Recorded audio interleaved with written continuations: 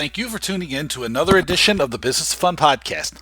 I'm your host, Dave Wakeman. Today's episode is brought to you by my friends at Booking Protect, the global leaders in refund protection. Any listing, any sector, anywhere, Booking Protect has you covered with the world's most comprehensive refund protection product. To find out how you and your organization can partner with Booking Protect to deliver a world-class customer service experience, better, more customized, more personalized buying path, and how you and your organization can create a brand new stream of revenue, visit them at www.bookingprotect.com. Again, the email or the web address is www.bookingprotect.com. Have you signed up for my brand new newsletter? My team is putting together something called Talking Tickets. It's a weekly email with 5 top stories from the week of entertainment, sports biz, concerts, entertainment, and more. With a little analysis from me about how and why you should be paying attention to these things and what you can think about and how you can frame it for your own business. You can get that email or each week comes out on Friday by sending me an email to my name, Dave at davewakeman.com, Talking Tickets in the subject line, and I'll get you signed up. Also, are you coming to my special workshop in Melbourne, Australia on the Monday, the 18th of November? Fans for Life, Creating and Keeping Customers of the Future, is going to be a one-day extravaganza of marketing and selling ideas. I'm going to cover some of my favorite things that I've developed over the last 12 to 18 months, including customer first focus, customer fan bill of rights, the sports fan funnel, using merchandise as a gateway to bigger purchases, and a whole lot more. You can get tickets, only a few left, I think less than 10, by visiting Eventbrite and searching Fans for Life. It'll come up, you'll see it, come and see me. It'll be great. My guest today is a guy by the name of Jesse Lawrence from Ticket IQ. I wanted to have Jesse on because we had a nice conversation at Ticket Manager's event in New York City last week, and he started talking to me about the data that was coming up in the NBA and the World Series. So this is recorded on Thursday, October 24th, about 3 o'clock in the afternoon. And as I'm talking to you now, it's about 8 o'clock at night on the 24th. And I wanted to get the podcast up before World Series Game 3 because the Nationals are up 2-0, and by the time I got the podcast up by its regular course, the whole thing could be over. So I wanted to get this up. We had a really good conversation, very interesting. We did talk about data. We talked about the World Series data, the NBA data. We talked about a direct-to-consumer, direct-to-fan trend that Ticket IQ is a part of. We talked about the startup journey. We talked about customer frustration in the buying process. We talked about why live experiences are so unique. And we talked about Jesse's feeling that maybe this business side of sports business is putting itself in a little jeopardy, and we kind of go into that. It's a really, really good conversation, and one that I am trying to rush out. So if everything sounds a little bit rushed, it's because I wanted to get this up so you could have it before World Series Game 3. So without any more from me, here's my conversation with Jesse Lawrence on the Business of Fun podcast. I want to welcome Jesse Lawrence from Ticket IQ to the Business of Fun podcast. Jesse, man, what's going on? Dave, how are you? Thanks for having me. Oh, this is going to be great. This is a long time coming to Alabama fans talking. Well, I mean, that's not rare on this podcast, but, Roll Tide. Roll Tide, absolutely. I'm an Alabama fan by marriage, but that still counts. That's okay. You could be an Auburn fan by marriage, and that would be like a death sentence.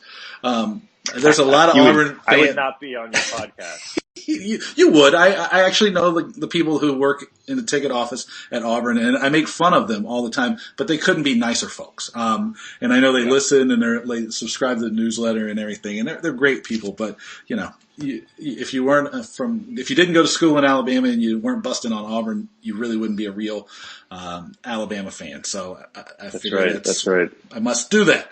Now, I have been wanting to have you on for a while. So this is going to be great. And then we talked about a bunch of stuff that we're going to cover. So this is going to be a fantastic episode. The first thing, though, is like many people probably are either have seen like your TechCrunch articles or maybe heard your name, seen you on Twitter or whatever, but not 100% certain about what Ticket IQ is or what you do. Can you introduce us to you and the organization so that like we can, kind of frame the conversation a little bit? Yeah, absolutely. So Ticket IQ has a couple kind of sides of the business. We are a ticket marketplace, kind of like a StubHub or a SeatGeek, secondary focused. But we also work with a lot of rights holders to help them sell tickets direct to consumers. So at the end of the day, I actually think of Ticket IQ as a data company. And data has two components. One is the ticket data, right? All the data we use in our articles and content covering the market, the ticket market, both events and sports and music. And then also data in terms of in-market fans. So my background was digital media. I worked at a company called Media Math here in New York, which is a demand-side platform. We were helping consumer packaged goods companies, this was 12 years ago, do direct-to-consumer acquisition. And as we were doing it, we were actually working on a campaign for Proactive, which is a gutty rancor acne medication, and they were a huge direct consumer response client. And my job was actually first party data deals. So this was again 12 years ago. There was no Facebook to go out and target audiences. None of this stuff existed. So you had to go do deals with publishers. There was some data exchanges that were kind of popping up, but those were still early. And so I was literally going out and doing deals with publishers, and we did a deal with this sort of teen website at the time that's long defunct, and got a bunch of data and put it into this acne medication campaign that we were running. And, we were running, 10 strategies for that campaign. And the acne medication strategy, or the teen networking site data segment was literally off the charts. And I had this sort of light bulb moment and said, wow, this data targeting stuff really works. And I'm a huge sports fan. I'm a huge music fan. I'm just a ticket junkie. I've always been. And my first thought was, gosh, teams and venues could really, benefit from this, because this was secondary, sort of peak of the secondary market. There was no direct to consumer marketing happening. So I was naive enough to start a business going after that.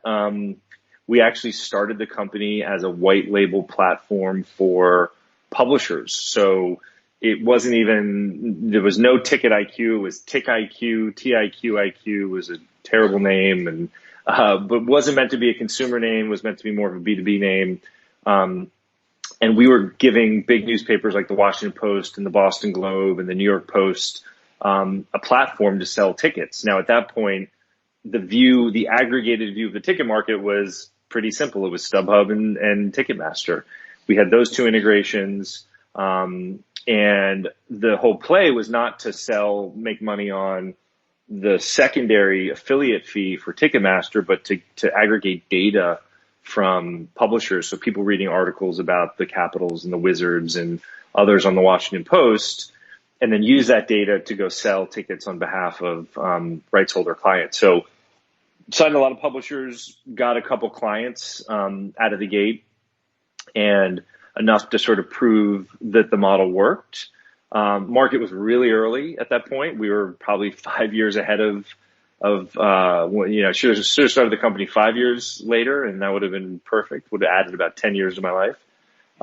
But we, built enough of a track record, and then when the market started to shift and teams really started to go at this direct to consumer strategy, we had already done a lot of it, and have continued to work with teams. So we continue to aggregate data from a lot of sources. Ticket IQ now as a brand is a big ticket destination, so we see a lot of shopping, but we also still power ticketing for about 1,000 publishers, give or take, from some medium-sized publishers. We don't work the Washington Post anymore, all the way through to about 700 or so social media influencers. So these are like Instagram accounts with 100,000 fans, Twitter accounts with 50,000 fans. So really critical mass of audience, but hyper focused on team affiliations and team affinity. So we use all that to ultimately go out and sell tickets for teams through Ticket IQ, through Ticketmaster, SeatGeek, FrontGate, you name the primary platform. We've got some form of integration with it, and we're selling tickets through that on behalf of our partners. So data. That's that's one of the code words that we have around here. And so I want to ask you, because there's two big things going on this week that I think that made having this conversation today timely. And one of the things where I was like, oh, let's get this done because I want to post this before the World Series is over. So I want to ask you about some of the some of the data around the World Series because one of the things I often am uncertain of is whether or not people are either looking at data correctly or using data correctly. And then I'm just always fascinated by it because if you look at it and you have good filters, you can learn a whole lot of stuff about it. So what do we need to know about the World Series right now from, through your expert lens? Well, the simple math is that prices in DC are going up and prices in Houston are going down, which isn't a surprise. It's a pretty surprise that rocket science. I like that. The Astros, listen, you let the data tell you, right?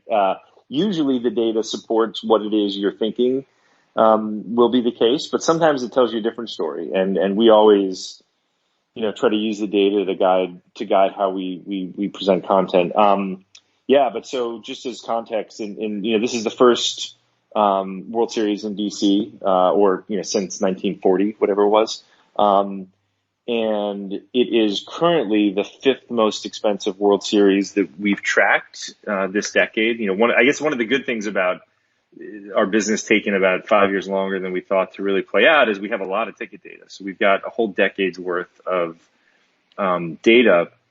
And for the World Series, this is number 5. So, pretty historic company for the Nationals, behind only the Cubs of 2016, of course, the Astros of 2017, Dodgers of 2017, and then the Indians of 16. So now that's going up. Prices are up about 20% since the beginning of the series. So it's possible that they could overtake the Indians for number 4, but probably not. But it'd still be a top 5 World Series all time, which is pretty good company. Yeah, it's interesting too because I live in DC, and I remember the Caps being so huge. But the Caps run to the Stanley Cup playoffs was seemed right because people were huge Caps fans. Now all of a sudden, watching all these numbers and all the data around the Nationals go to the World Series seems strange to me because to say that the market is apathetic to the Nationals most of the time, I think is being generous. So it's really interesting to watch this. And so, there's a question here, which is, knowing that the easy answer is the prices are going up in Washington and they're falling in Houston, is how, as not just consumers but as professionals, how should we approach data like for something like this too, especially when you compare it to the context of what even the first round of the playoffs was, where the Nationals tickets were going for below face value. How do we approach this data, and how do we ask questions of the data or create hypotheses in a situation like this? It's pretty volatile. Yeah, it's an interesting question. I mean, I think the data, I always try to let the data tell the story rather than, I think, like I said, I oftentimes do have a hypothesis going in of what I think is going to happen. Most of the time the data supports that, but I think from a consumer perspective, we always look at these big events and say, listen, if you're going to spend, the cheapest ticket in DC for tomorrow night, is $1,000, give or take. So if you're going to spend that much money, just get the ticket you want and don't spend all the time sort of, unless you want to track the market and that's your thing. And, if I was buying tickets, that's what I do. But, buy the ticket you want, focus on location, prices, maybe they move 15% max up. You're probably in a situation like this, prices aren't going to go down only because, the hype's only building. You would know better than me, but they could now clinch the series at home, which is a big twist from where people thought it could be. When the series started, which was, got to be great if they are not out of it when they get back to DC. Now it's totally flipped and people are thinking, wow, could they clinch? So, by Yeah, the my consumer prediction would standpoint, be if they win on Friday and the game they can clinch on Saturday, that will be, I would say, probably the hottest World Series ticket and a top three World Series ticket of the last decade. That'll be my prediction. well, We can test that, yeah, maybe, yeah, potentially. yeah. I think it's a reasonable. So that game is Saturday night is the most expensive. Just pulling that up right now. So Saturday is the most expensive. It's also up the most. The get-in price is up 56% for Saturday since the series started, and the get-in price for Game 5 is up 47%. So, I think Saturday night, whether they can clinch or not, I mean that's a party, and everyone's really excited to do that. October baseball for the first time in a generation, and we always see if you look at who's number one on this list, it's the Cubs, and it's all about scarcity, right? It's all about when's the last time. And even year to year, the Astros, this number two all-time ranking that we've tracked is the Astros 2017. This year, they're not even close. Their average is like $1,200 compared to 3,000 in 2017. So just having been there 2 years ago, demand's dropped by almost half in over half in Houston, which is interesting to see. Well, let me ask you this too, because you brought up the sort of I forget the term that they use, but you're an Alabama fan and I'm an Alabama fan. There is a tax really on the price of the tickets after you've won consistently for a while. Is that something that you see that's consistent across all sports? It really is. I'm trying to think of any exceptions to that rule. The one last year, the Warriors were high relative to other finals because it was the last year at Oracle. But I don't think that was any reason other than that. So I think it is a pretty consistent rule, and I'm struggling for an exception to the rule that teams that have been back or repeat, it's always cheaper the second time around. So if you're looking for a dynasty and you can't make it to the first year, there's always the next year. As Houston this year is showing, I mean, it's a 65% discount compared to 2017, which is pretty phenomenal. Right. And I kind of frame the question that way because of a hypothesis. Well, I don't know if it's a hypothesis, but I've been using the term now for a bit, so I'll continue with it.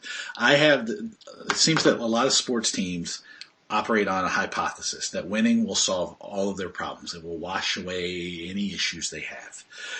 But this data, right, just from the winning, it shows that that's not necessarily the case. And I know that some of the things that you were talking about in your introduction and some of the stuff we've talked about offline is that you focus a lot on selling direct to fans and direct to consumers. And so I'm curious about how much variability there is between winning and losing teams, or is the success or failure of your efforts really built as much on smart marketing and smart targeting as anything else?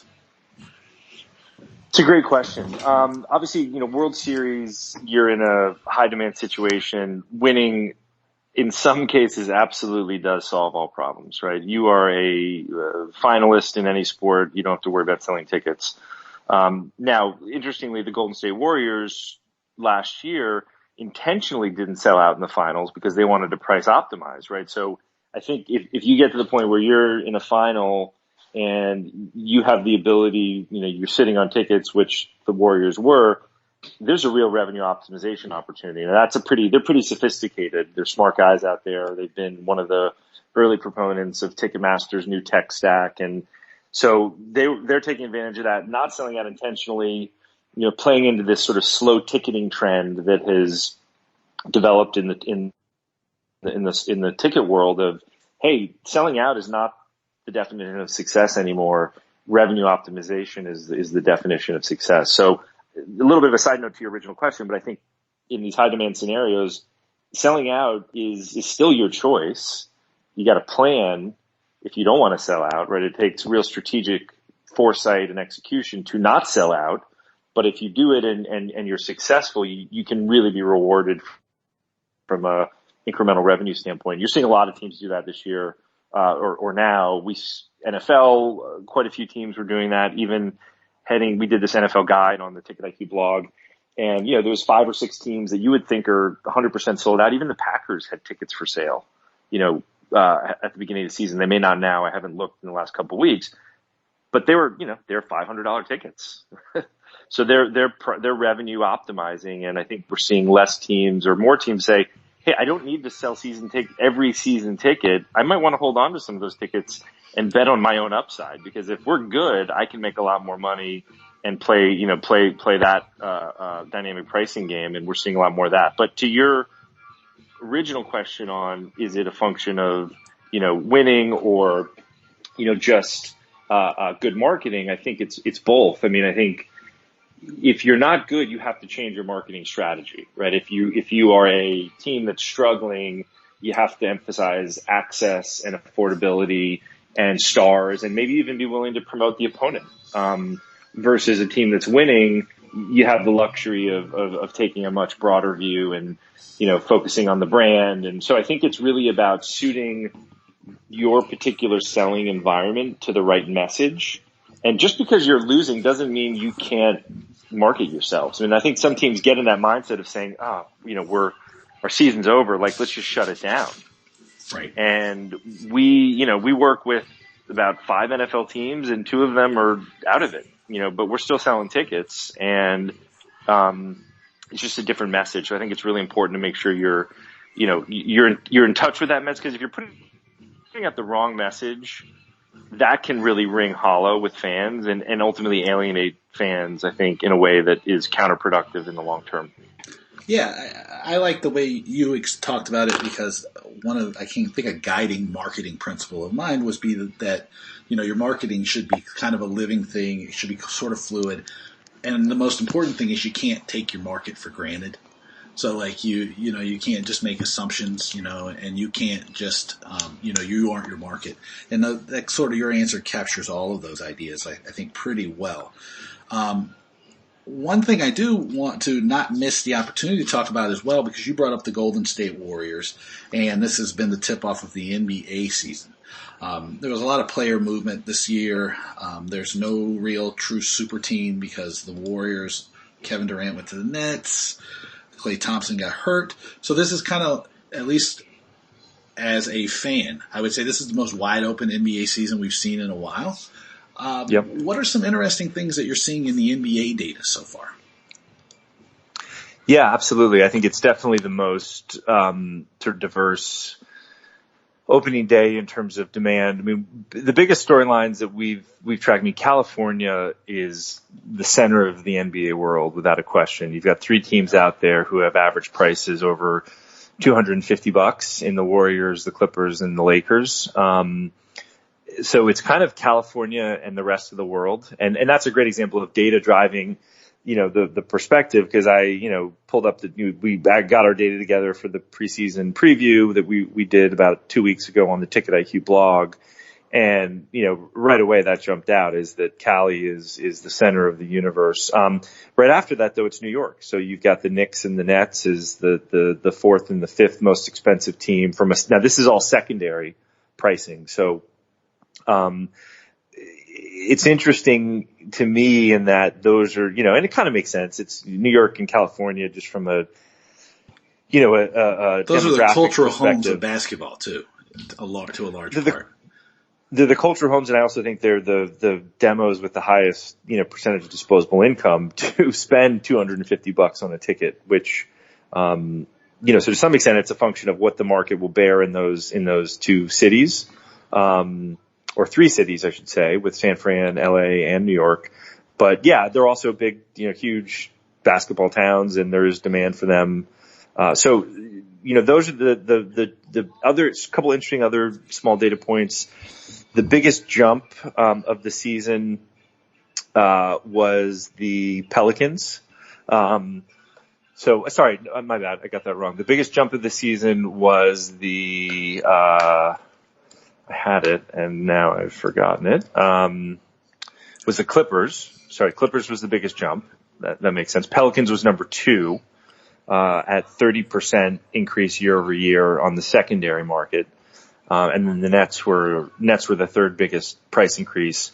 On the downside, the Celtics had the 3rd biggest drop So Kyrie in total accounted for about 50 basis points of percentage drop in the Nets going up and the Celtics going down. So he's definitely shown what one star can do to ticket prices by leaving one market and joining another.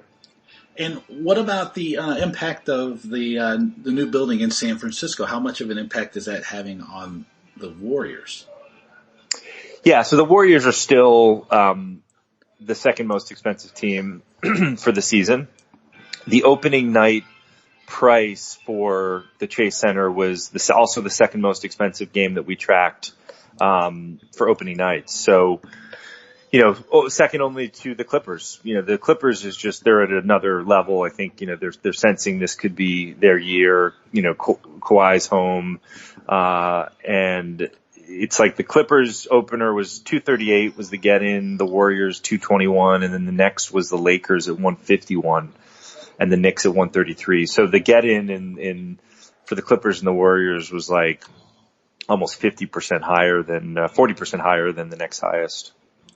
Yeah, I mean, looking at these things is so interesting, because one of the things that I'm always curious about when I look at the data, and then when I sort of allow the market to take effect on a ticket, right? And this is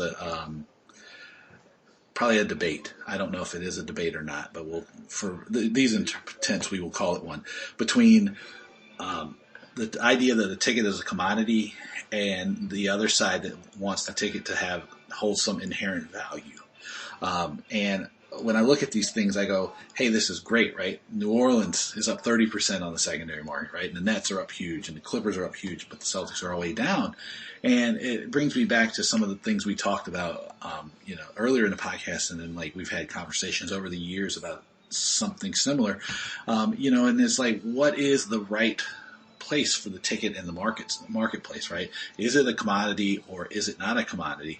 And, how, if you believe it is a commodity, what's the natural conclusion of that? Or if you don't believe it's a commodity and you want to try to control it a little bit, how do you do that? And the point, I guess, or the question, not the point. The question is sort of, knowing kind of the history of your business, is that with the live experience being so unique, right?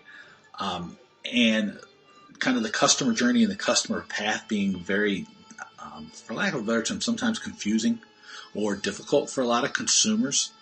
Knowing the fluctuating prices and the commodity thing and this primary versus secondary, all these factors, what do you see as a way to make the business a little bit more customer focused and a little bit more sustainable for people?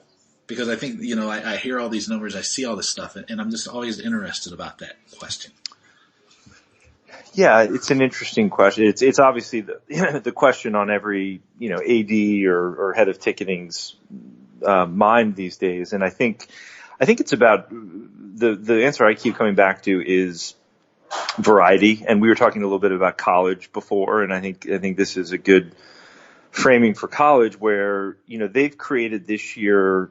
We do a lot in the college space. We've got about 12 different college football clients, and we're rolling out a bunch of college basketball.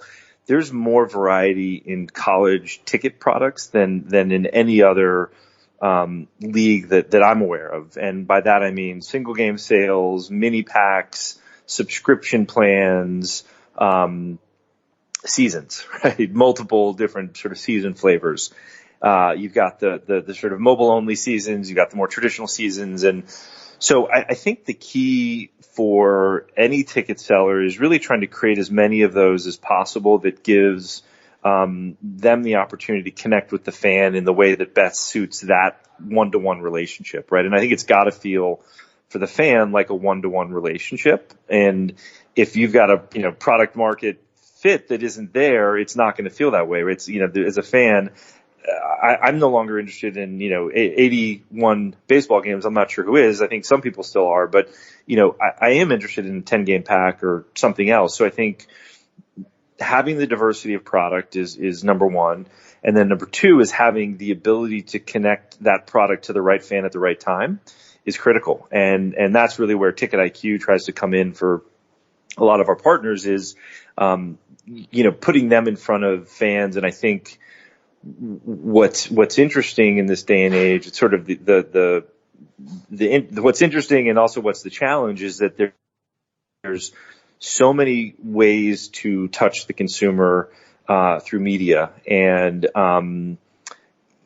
opportunities for content discovery. And I think if you can treat, the assumption we always go into with a client is, the average fan that's out there doesn't know what's happening tonight. We know they're ticket buyers because that's how we sort of measure our database. They bought tickets to something at some point in this demo, in this geographic region. Now let's make sure they're aware of your content. That could be a $10 Premier Lacrosse League ticket, who is a big client of ours that did really well. Or it could be a, $250 football ticket. So I think, helping the consumer discover the content is key, because people, I think, in the business assume that, because we're so in it, right? And it's like, this is what we do every day. Of course, everyone knows there's a Red Bull game tonight or there's an NYCFC game tonight.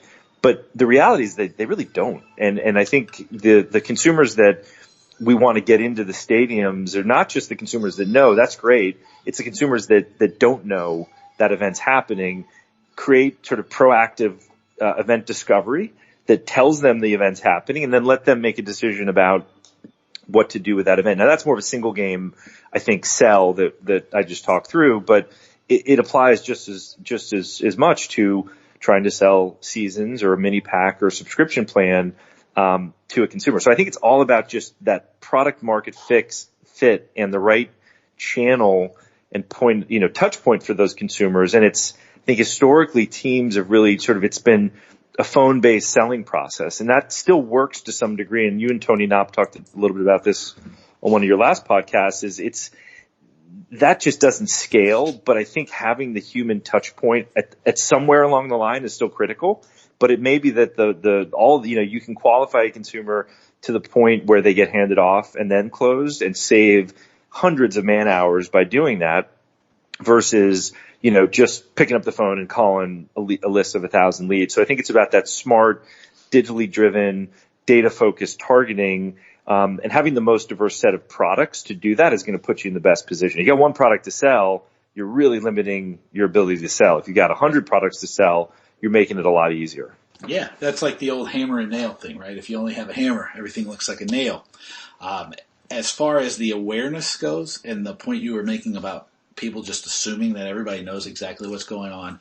I was involved with a startup about 24 months ago, and we were focused on that thing, and we did some extensive surveying of the market, and that was the number one issue was awareness. Came back. I don't have the exact number in front of me, but it was huge. It was, I want to say, above 70% of people said the number one reason they didn't go to more things was because they didn't know that something was going on, and it plays out over and over and over again. And this goes back to my point of, you aren't your market, so you can't assume that everybody knows exactly what the same thing you do, because they don't. And I like the way you framed this too, because it seems that it's something that I think we lose sight of, which is that the product market fit is probably the most important thing, right? It goes back to my initial question about value, right? What's the value you're trying to create? I almost inevitably talk to people about, if you're having a trouble reaching or selling to your market, have you educated them well enough?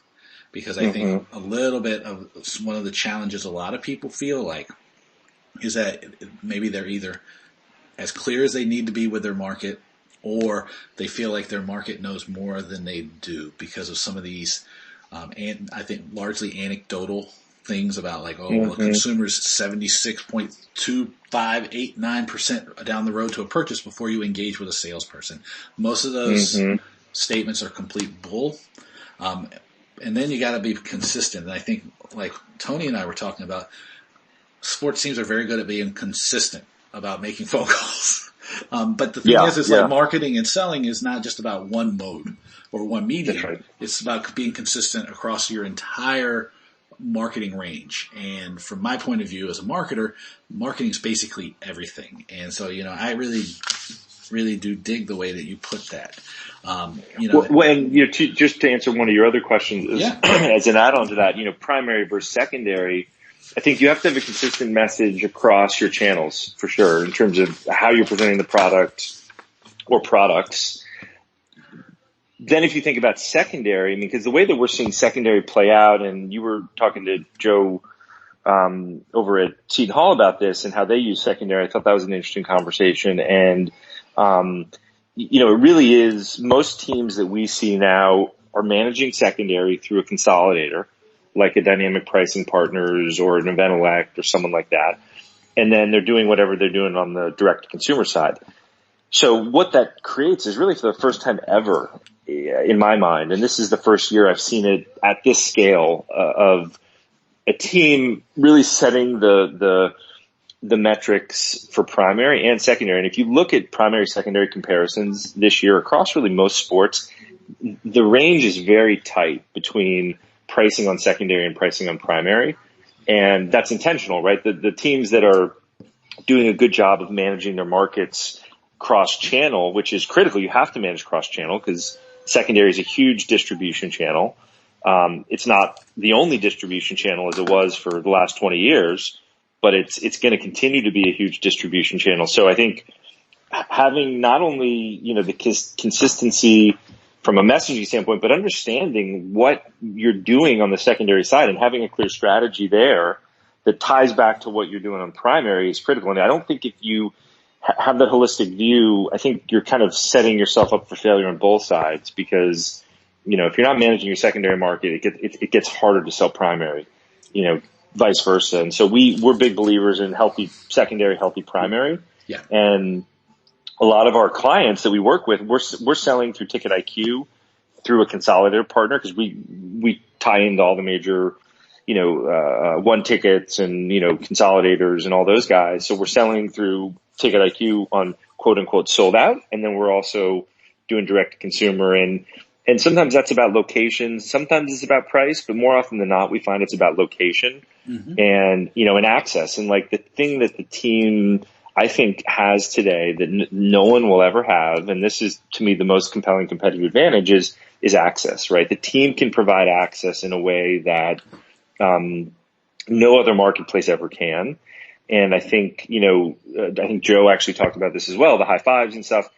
Teams have to embrace that and realize that it's free money for them. I mean, it doesn't cost them anything to, give fans the opportunity to get behind the curtain a little bit. And the impact on that is just exponential in terms of creating lifetime value. And I think teams are realizing that. And so we look at the whole direct consumer shift that's happening as the first touch point. Right? So when we work on a rev share model, so a lot of times we negotiate with teams on a rev share and I say to them, I said, listen, well, we're talking about one transaction here.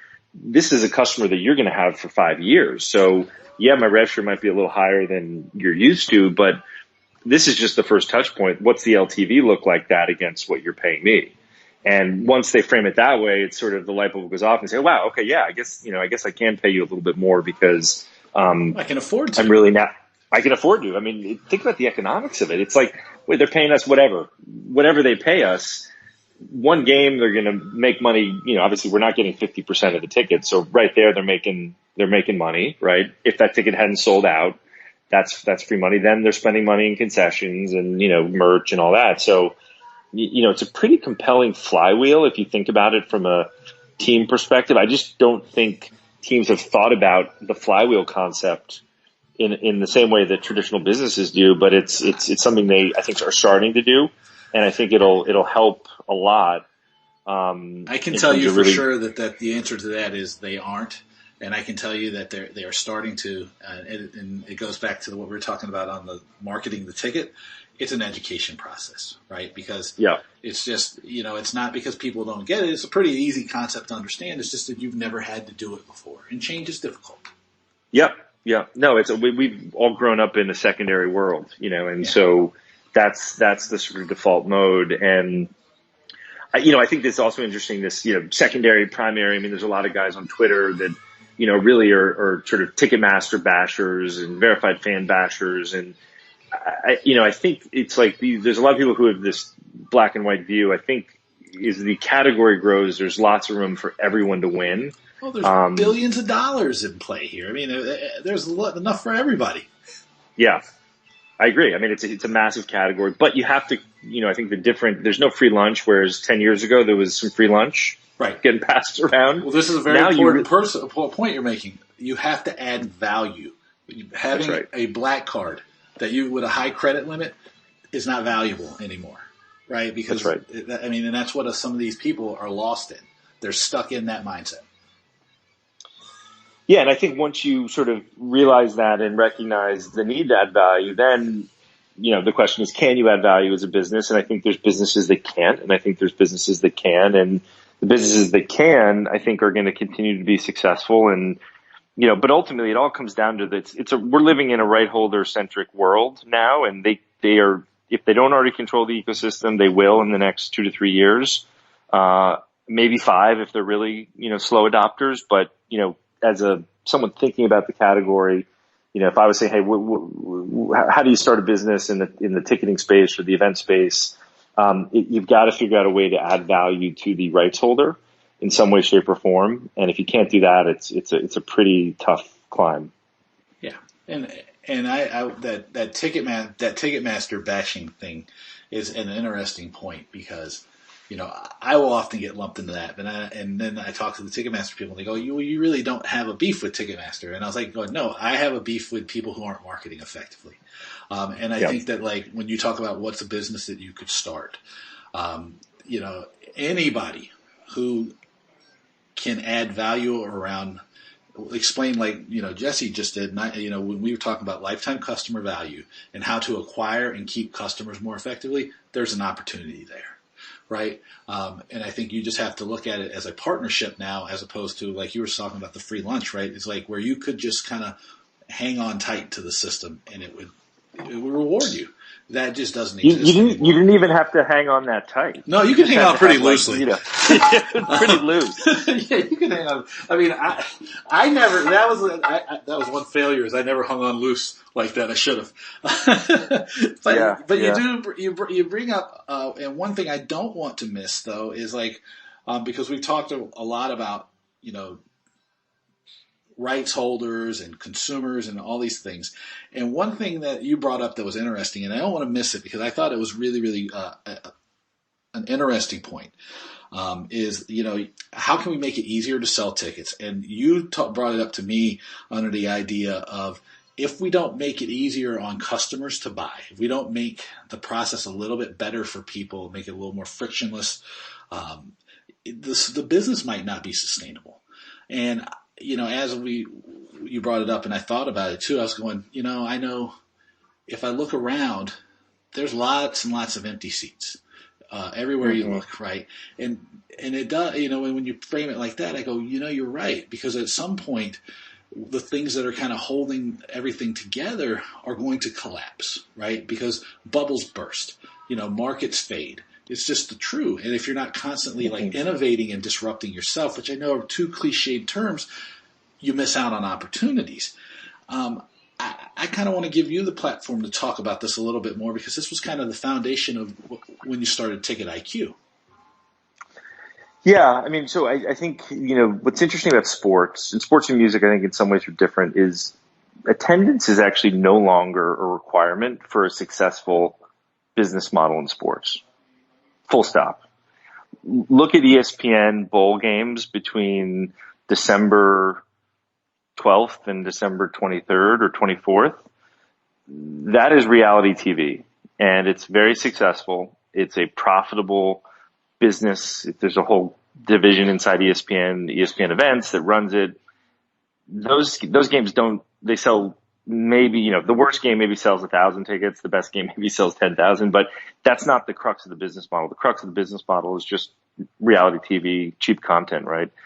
And so if you think about that reality for sports, I think, everything could go that way at some point. And the value of TV contracts continues to go up. So in order to keep the in-person experience relevant, now you lose something if you don't have the in-person, obviously, but just purely from an economic standpoint, it's not needed. And if you don't fight for that at a consumer level. I think there's too much competition, and music is a big competitor. I think music in some ways is the opposite because the live experience is so amplified. Whereas for sports, it's almost like the at-home experience is more amplified. So, music I feel like is fairly safe. I'm not terribly worried about music.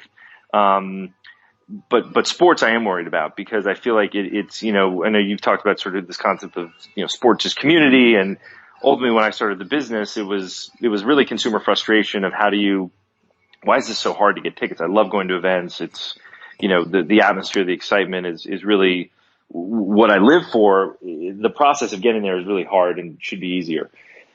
Now I show up every day and I have the question of like, if we don't improve this as a category, what's the assurance that we're going to be around filling seats in, 20 years? And I don't know that there's any guarantee there. And, I think it could move into a niche market more than a mass market, event attendance. And I don't think it's going to go away, but like, if you think about what do I want? I want like a smaller, more intimate experience. So, do we start cutting the size of venues from, 100,000 person, Michigan Stadium to a 20,000 per, I don't know. There's a bunch of scenarios that I think could play out, but the core of it is if you keep the demand strong because you're putting content in front of people and you're getting them into seats, you avoid that problem. And I think that's the central challenge of the sports industry is that, we're not real good at that. We just have relied on third parties. And, now that we live in a different world of just ultra competition for attention, if you're not good at that, it is incredibly hard to tell the story and get someone into a seat. And, that scares me a bit. I mean, it sort of scares me as someone who loves sports and loves the community aspect of it that is jeopardized. And maybe I'm being a little extremist, but I do have a sense that is a little bit in jeopardy. Well, I don't necessarily know if you're being an alarmist at all. I think that it's just a nature of, changing consumer demands, the trend towards consumers having less time and less purchasing power. And it comes with the idea that, like, if you start a habit, right, it becomes easy or tough sometimes to break that habit. So if your habit's to go to the movies or go to a craft brewery or go somewhere else as opposed to going to see a baseball game or a basketball game or a concert, it's tough to change that behavior. And so I think, like, when you let these opportunities slip away, it becomes difficult to get people to take the actions that you need to make them take the actions you want them to take. It's an education process, and I think that one of the challenges is that in sports a lot of times now you assume that everybody, because there's sports in the newspaper, there's sports section on the website, there's sports content everywhere, that everybody's paying attention to and everybody's seeing it. But that's only one step in the process. And like, you kind of have to educate people about the whole nature of the relationship. And it's a relationship. Right. And it doesn't go in a straight line. It has ebbs and flows. And the way I talk about the TV rights, and one of the best ways that I've ever seen it described was there's a book called The Club, and I know I've mentioned it before, about the rise of the Premier League, and it was Richard Scudamore who said, an empty soccer pitch, an empty soccer stadium is a bad, and he said football because it's England, an empty football stadium is a bad soundstage for a TV show. And you point out all those ESPN bowl games. The Bahamas Bowl might have 1,000 people there, and it's it's like watching a bad high school football game. But sure, they probably get numbers because people are sitting there going, I don't want to talk to my uncle. Yeah, that's right. And that's right. But that's it. I mean, the bowls on remote islands, I think, is an even tougher sell. When you're putting a bowl on December 18th in Hawaii, like, good luck. I mean, that's a really tough sell. But no, I agree. I mean, I think that's what the vibrancy of the people creates, the atmosphere. So to me, the sort of dystopian view is you have these events just being played in front of a studio audience, right? That's like paid to be there or doesn't care. And, You know, I don't think, you know, we're not there certainly, but I think as an industry, we need to be proactive about making sure we don't ever get there. And that gets back to all this stuff of, you know, the right message, the right consumer, and, you know, all the sports content. I mean, that's almost like the power user that's tapped into that, right? If I'm reading the paper and I'm watching ESPN, I got the app. I'm not the fan you need to be selling to as much as the fan that isn't tapped into that content. And That's how do exactly you right. get them into the stadium and create an experience that, you know, I'm not a hardcore fan, but this was great. It was fun. It was soccer. It was, you know, lacrosse. It was baseball, whatever it was. It was a great, fun, affordable experience. And I want to come back and do that again.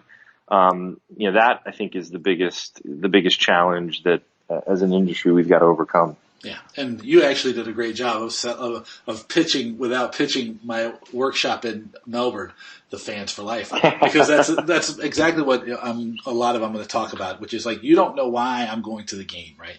I could be going to escape something, I could be going to entertain clients, I could be going to take my son, right? There's all these different reasons, and they're all great opportunities.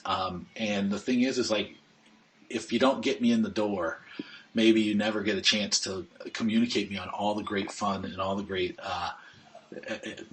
experiences I can have. And it's just a missed opportunity because I still feel, and the data, even though I've been beating on the data a little bit and kind of poking fun at it, shows that people still care. And it's one of the great things that we have going for us if we're selling and marketing live events and experiences is that people care and people want to consume them. The data is very clear on this is that people are spending more of their money on experiences than at any other time in history, and that number continues to Yep. grow. That's Yep. that's data you don't need to look, you don't need to even accumulate to know because you can feel it. You see it, and it's great. And I would tell the teams What? and leagues that they should probably copy us as far as being deliberate and consistent about educating our markets.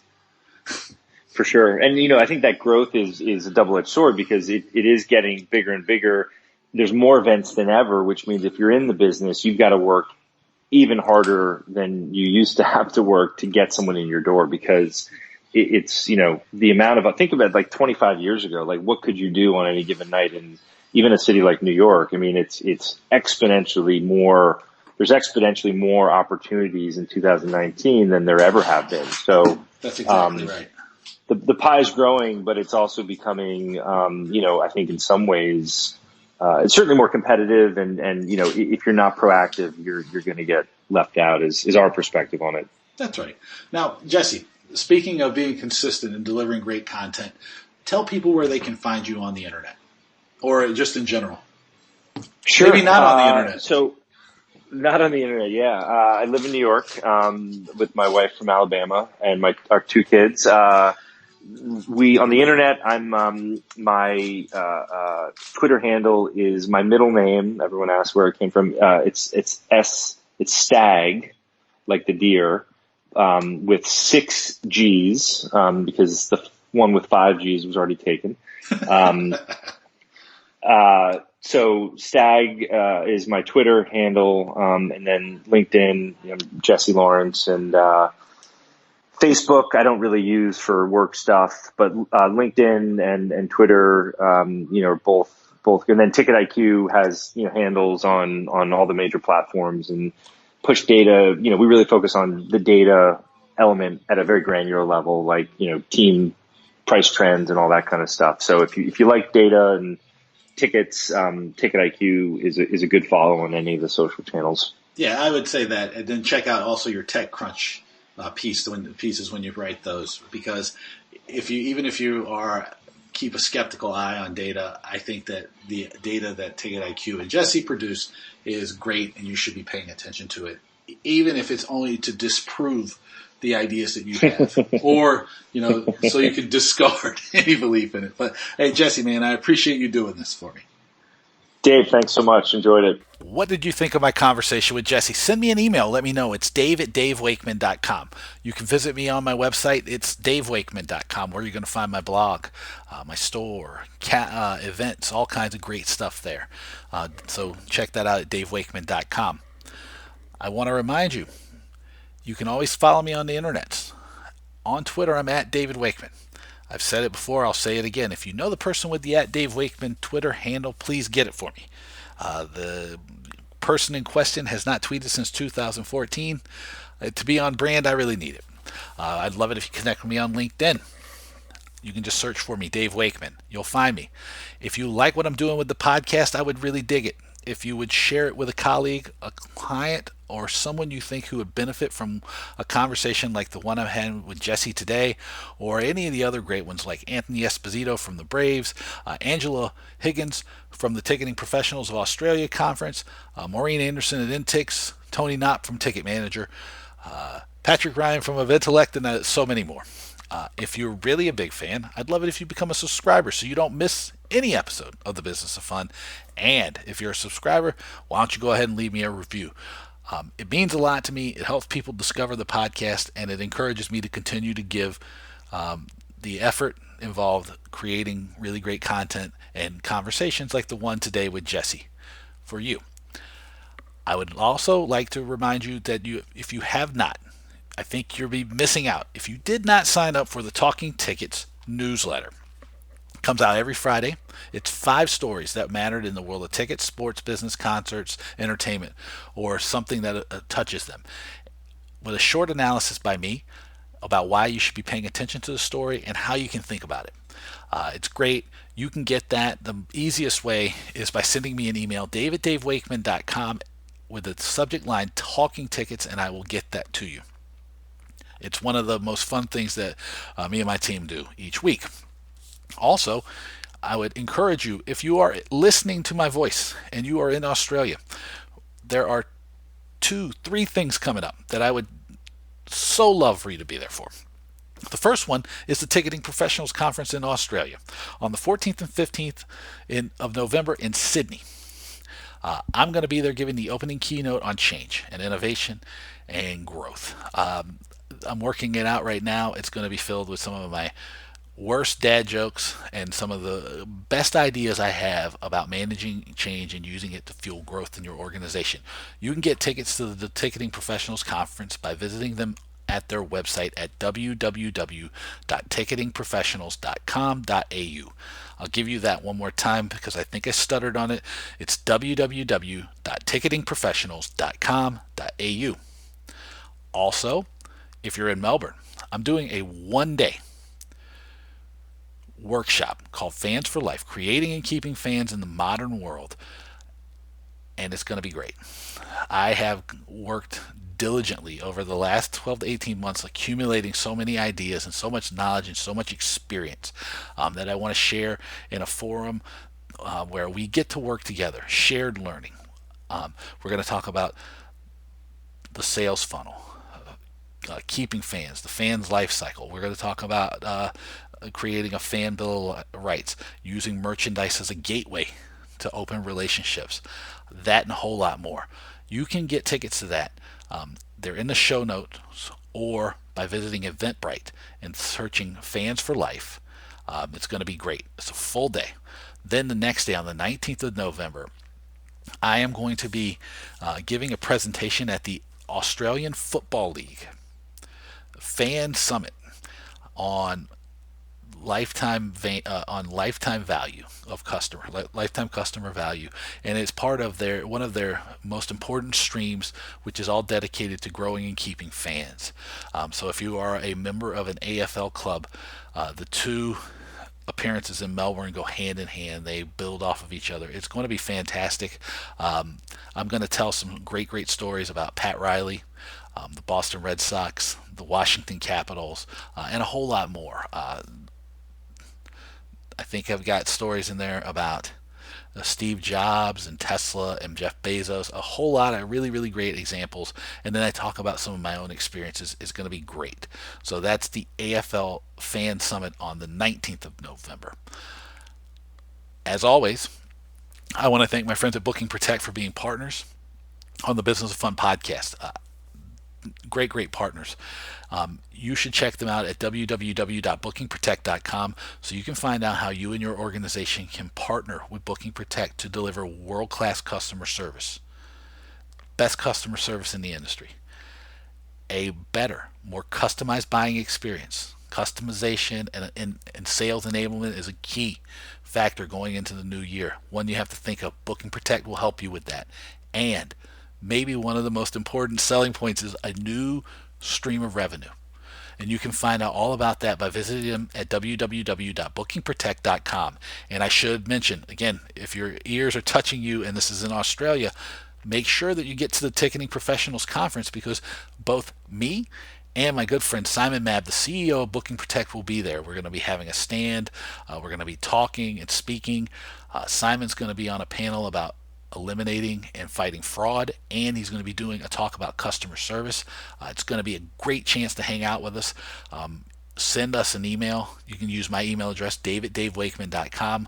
On Wednesday, the 13th of November, we're going to be doing something. We're not sure what just yet, but we'll do something, and it'll be fun. So you want to catch up with us there. Again, bookingprotect.com, www.bookingprotect.com, and we hope to see you soon. Okay, and as always, thanks for being there, and I'll talk to you all later.